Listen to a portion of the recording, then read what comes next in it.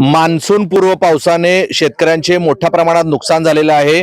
आपण आहोत दक्षिण सोलापूर तालुक्यातील बोरामणी गावामध्ये। इथं जे द्राक्षाचं पीक आहे ते मोठ्या प्रमाणात जळलेलं आपण पाहतोय। शेतीमध्ये जिथं मोठ्या प्रमाणात द्राक्षाचं बाग आहे त्या बागेमध्ये सबंध सगळीकडे पाणीच पाणी आपल्याला दिसतंय। शेतकऱ्याला या पाण्या अति झालेल्या पावसामुळे मोठ्या प्रमाणात त्रास होतोय, मोठ्या प्रमाणात नुकसान झालेलं आहे।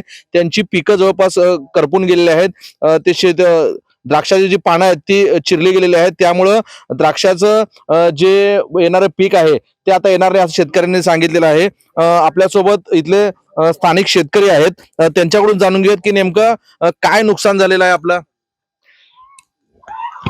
बोला। हॅलो, मी बोरामणी येथील एक छोटा बागायतदार आहे आणि माझ्या शेतामध्ये 2 एकर बाग आहे। 2 एकर बाग आहे। एवढं पाणी उभारलं बागेमध्ये की ते बघायला की हे न राहिलं नाही असं झालेलं आहे।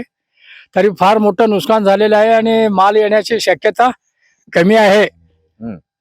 काय तुम्ही किती वर्षातून हा असा मोठा पाऊस झालेला आहे? हे आता मी आता जन्मल्यापासून असलो मोठा पाऊस पण एकदा पडलं होतं बघा ते, आणि त्याच्यानंतर हाच मोठा पाऊस आहे। माझ्या आता 80 वर्ष वयामध्ये असला मोठा पाऊसच पडलेला नाही।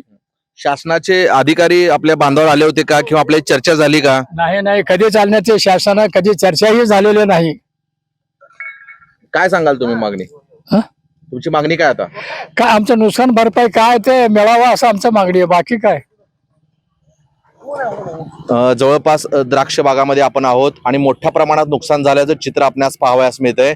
एकंदरीतच जवळपास 5 लाख रुपयाचा खर्च या शेतकऱ्यांनी केलेला आहे आणि येणाऱ्या काळात 25 ते 30 लाख रुपये उत्पन्न होणार होतं, परंतु आता हे 25 लाख तर सोडा, पण जे त्यांनी खर्च केलेलं 5 लाख ते सुद्धा आता निघणं अवघड झालेलं आहे। एकंदरीतच 5 लाख रुपये त्यांचे बुडल्याचंही शेतकऱ्यांनी सांगितलेलं आहे।